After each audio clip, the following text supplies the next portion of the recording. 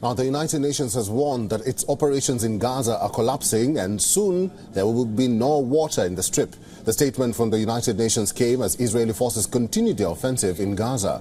The latest, Israel claims its troops found weapons and terror infrastructure during an ongoing raid within Gaza's largest hospital. Israeli army has not specified what was found or provided any visual evidence, but said this will be presented later. The official, who declined to be named, told reporters that there had been no fighting inside the hospital complex. Hamas has denied all the Israeli claims. The militant group says the claims are nothing but lies and cheap propaganda, and that Israel is trying to justify its crimes. Israeli soldiers stormed the hospital last night, culminating in a days-long siege on the hospital. Israel says its soldiers are undertaking an extremely precise and targeted operation, although it's not clear how long the operation would last. This even as more patients continue to die in the hospital, the medical staff are trying to transfer premature babies and ICU patients to another facility. بمجمع الشفاء الطبي إلى ناحية حيث تتوفر بعض الكهرباء مع الشفاء الطبي، فالآن يتم نقلهم على أمل أن يتم نقلهم في ظروف مواتية، إن شاء الله تكون ظروف مواتية، يعني في خارج مجمع الشفاء الطبي أن يتم نقلهم أن Mohammed Najib is a journalist, war correspondent and security analyst. Is now joining us live from Ramallah. Mohammed, welcome to WION World is One, and it's good to see you. Thank you, sir. You are in Ramallah. There were reports that the West Bank has also been affected. What is the situation at the moment, and what can you tell us about the Israel operation in the Gaza Strip?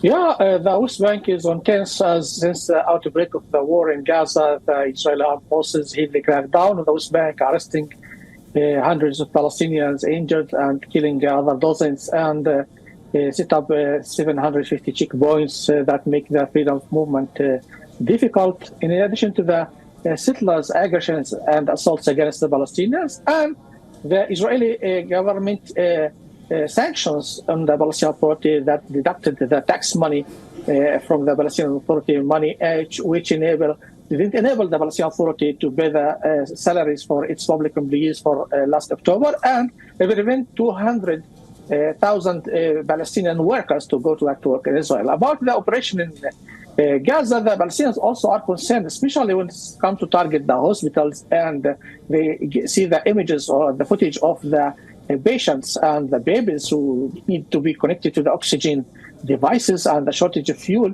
because the hospitals should be excluded according to the war laws, humanitarian laws, international laws. And the kidney failure, 650 patients at the Al-Shifa hospital, the 22 who are at the ICU, and the other newborn babies should be connected to the oxygen. They are not part of Hamas or affiliated with Hamas, and what is dead. So the Israeli is a professional armed forces, and they can do their job without including or targeting the civilians. And the people are really concerned that Israel don't allow the fuel to the hospitals to function, the electricity generators or the ambulances, or allow medical supplies to the hospitals.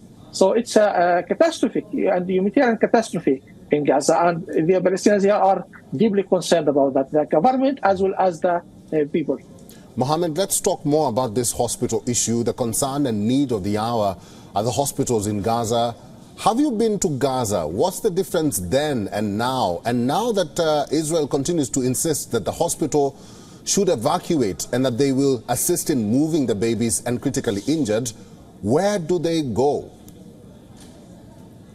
Yeah, it's a difficult challenge, as also when Israel called on the Palestinians, 1 million Palestinians to be displaced from northern Gaza to the south, they found no shelter to go. So some went to the hospitals, as 14,000 went to Al-Shifa hospital as a shelter, another 12,000 to Al-Quds hospital, and the rest left to the Onorwa schools. So they don't have other shelters there.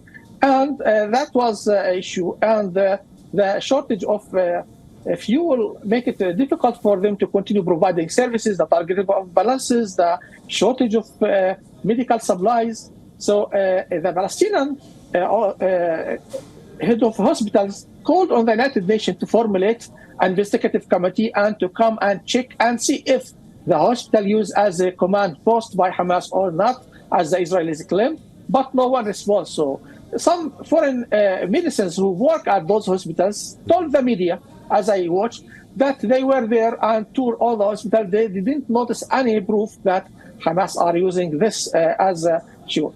In all means, Israel has to, as a state, to respect the laws of the war and humanitarian laws in war. So it shouldn't target the hospitals in that way. And right now, the situation concerned to the international community, to the World Health Organization, and to the Palestinians here, everywhere watching, because this is a very humanitarian issue that should be excluded from the war of Israel against Hamas. All right, finally, Mohammed, let's talk about the hostage situation, and I want your brief response to this one.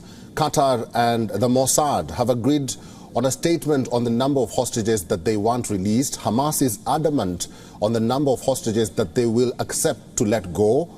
How will this play out eventually? Hamas, from the beginning, says that they are they are civilians and non-Israelis hostages that is ready to free at any possible time to send them back. And others, they said they need Israel to allow the entry of fuel to the Gaza Strip. But the Israeli military, they want to exchange them with Palestinian prisoners at the Israeli jails. I think the Israelis hoped, and the Israeli Prime Minister Netanyahu hoped, that the Israeli armed forces ground operation could release the Israeli prisoners there without paying the price that Hamas is looking for.